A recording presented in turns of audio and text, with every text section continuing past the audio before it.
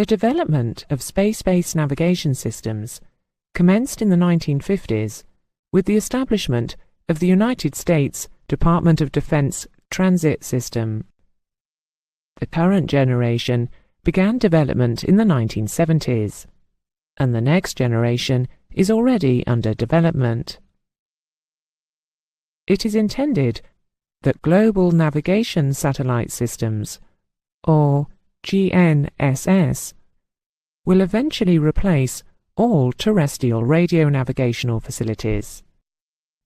However, despite USA assertions that this is imminent, it is unlikely to be achieved in the foreseeable future. The current systems have brought a new dimension of accuracy to navigation systems, with precision measured in meters. And where special differential techniques are used, the potential is for accuracies substantially less than 1 meter.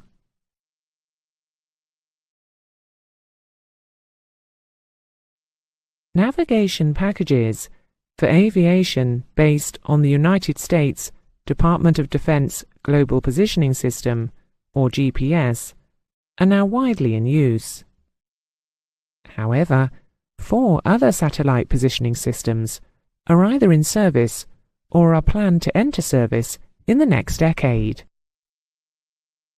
The Russian GLONASS and European GALLILEO systems are well known, but it has recently been announced that China and India both intend to launch independent systems. The Chinese one is called Beidou, which means compass in English, and the Indian one is called INSAT. The EASA ATPL syllabus requires you to know about 3 systems: the Navstar Global Positioning System, GPS, operated by the USA, the Russian GLONASS system, and the European GALLILEO system.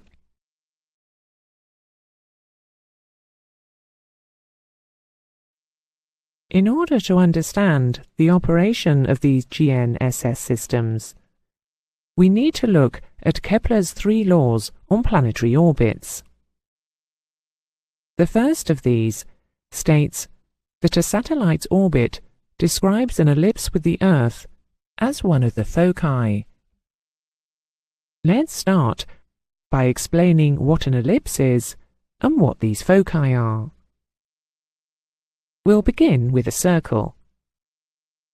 We define a circle by starting with the center, then producing a radius of a constant length, and then we rotate the radius through a revolution.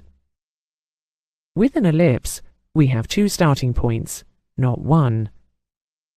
These are called foci, which we'll label F1 and F2. If the distance from F1 to the edge and back to F2 always stays the same, then by definition we have an ellipse. To make it an Earth orbit, we'll put the Earth at F1. F2 can now be ignored. The second law states that a satellite sweeps out equal areas in equal time. The orbital velocity is constantly changing with the distance from the Earth. It is fastest when nearest the Earth, and then slows down, reaching a minimum at the furthest point. Kepler was the first person to find the relationship which describes how the speed changes. Kepler's second law is that the line joining the satellite to the Earth, known as the radius vector, sweeps out equal areas in equal time. This is the radius vector. This is how far the satellite moves in a fixed time, such as an hour, when near the Earth. However, when it is at its furthest point, it is travelling slower. In the same time interval, the distance travelled round the orbit will be less. Kepler's second law states that if the grey shadings have the same area, the time will be the same. There is a third law which states that the square of the satellite's orbital period is proportional to the cube of its average distance. But we do not need to go into detail about this law.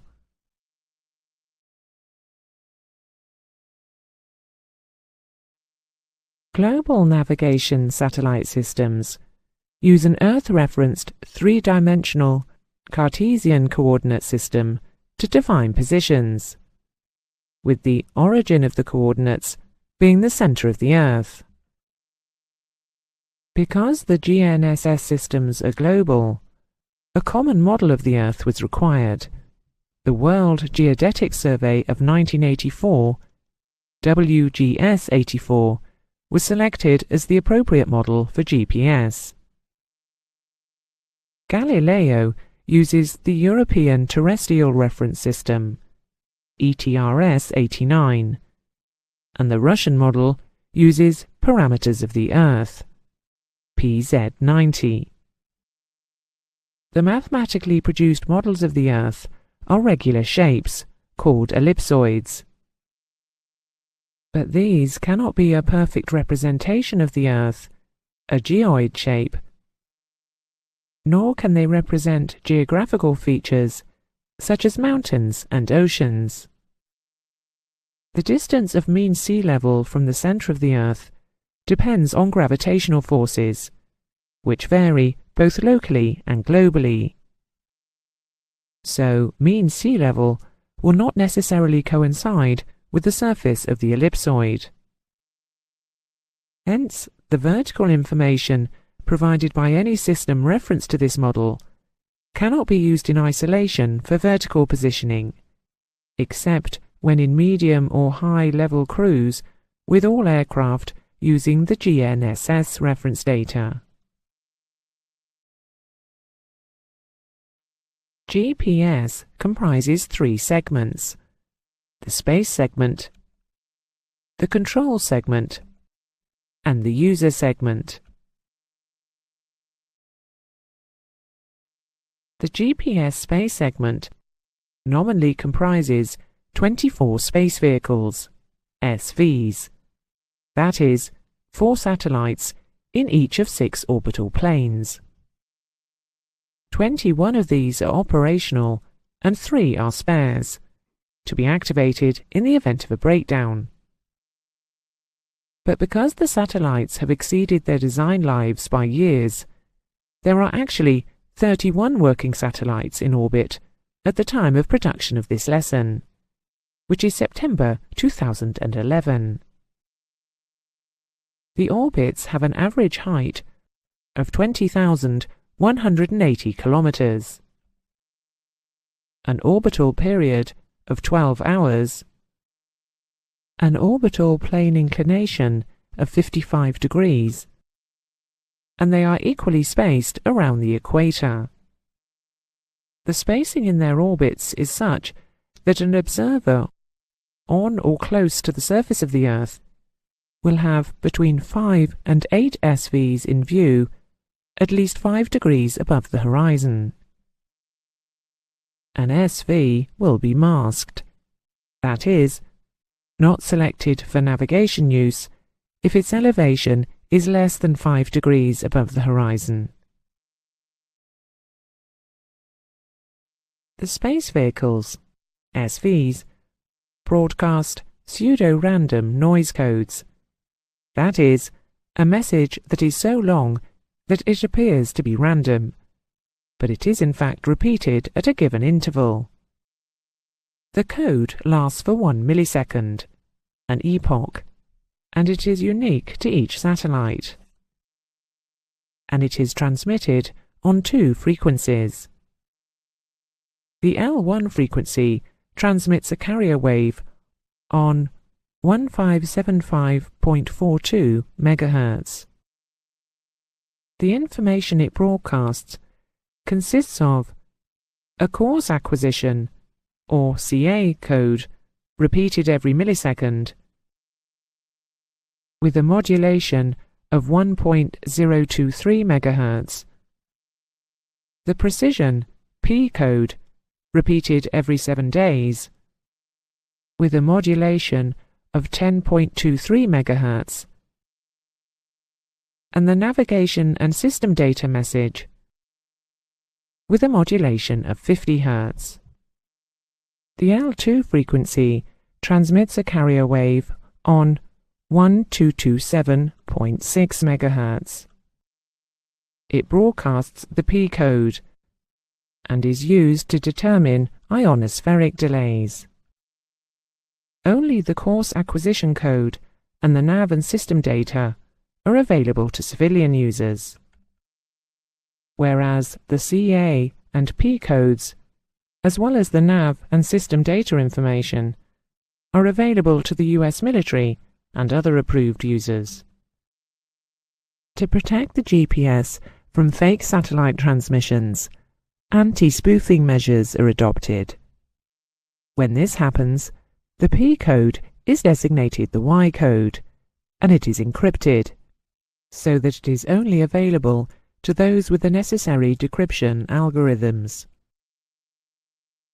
So, there are 2 levels of service: the standard positioning service using just the course acquisition code, and the precise positioning service using the course acquisition and precision codes. The information contained in the navigation and system data message is used by both services. It consists of the satellite vehicle's position, its clock time, and clock error. It also contains information on ionospheric conditions, which affects the accuracy of the signal, and supplementary information, including the almanac, that is, the orbital parameters for the SVs, the SV's health, and other time, command, and control functions. The GPS control segment comprises a master control station, a backup control station, and monitoring stations with antennae. OCS stands for Operation Control Segment, and NGA stands for National Geospatial Intelligence Agency, who provide precise information to correct orbital data. The monitoring stations check the SV's internally computed position and clock time at least once every 12 hours. Although the calculation of position using Keplerian laws is precise, the SV orbits are affected by the gravitational influences of the Sun, Moon and planets, and solar radiation. So errors between the computed position and the actual position occur. When a positional error is detected by the ground station, it is sent to the SV for the SV to update its knowledge of position. Similarly, if an error is detected in the SV clock time, this is notified to the SV, but since the clocks cannot be adjusted, the error is included in the SV broadcast. The user segment consists of all the GPS receivers in the world, using the data from the space segment to determine their position on and above the surface of the Earth. There are 3 types of receiver. The sequential receiver uses 1 or 2 channels and scans SV sequentially to determine pseudo-ranges. Multiplex receivers may be single or twin channel and are able to move quickly, typically at 50 Hz, between SVs to determine the pseudo-ranges, and hence they have a faster time to first fix than the sequential receivers. Multi-channel receivers monitor several SVs simultaneously to give instant positional information. These include all-in-view receivers, which monitor all the SVs in view and select the best 4 to determine position. Because of their speed of operation, these are the preferred type for aviation. The information provided by the space segment enables the user segment to determine a very accurate longitude and latitude position, and this is displayed on the receiver screen. The GPS data allows other information to be displayed on the receiver screen, such as UTC date and time, ground speed, altitude, and track. By using sophisticated software, the position of the aircraft can be displayed on a moving map. Stored details of airports, beacons, waypoints, etc. in the aircraft's computers can be combined with the GPS information to plan and assist navigation. We said earlier that the ATPL syllabus required you to know details of GPS, GLONASS and Galileo. These systems all operate in very similar ways, but there are differences which you are required to learn. Here is a table showing the differences. Number of satellites: 24 for GPS, although 31 are in place at present, 24 for GLONASS, and up to 30 for Galileo. Number of orbits: 6, 3, and 3. The inclination of the orbits to the equator: 55 degrees, 65 degrees, and 56 degrees. Satellite altitude: 20,200 kilometers, 18,840 to 19,940 kilometers, and 23,222 kilometers. The duration of one orbit: 12 hours, 11¼ hours, and 14 hours. These are the transmitted signals. The L1 signals have the following codes: CA, which stands for course acquisition, and P, which stands for precision. Civilians and the military are able to access the CA signals. The L2 signals have only P codes, and these are available only to the military. Timing is achieved using atomic clocks, and different systems have different ellipsoids, but they can be converted so that they are compatible with each other.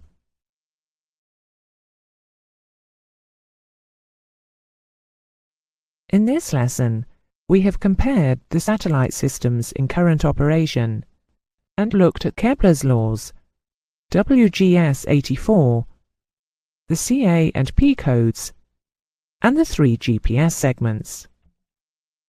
In the next lesson, we will look in more detail at the principle of operation of GNSS, the importance of time, and how many satellite signals are needed for an accurate position fix.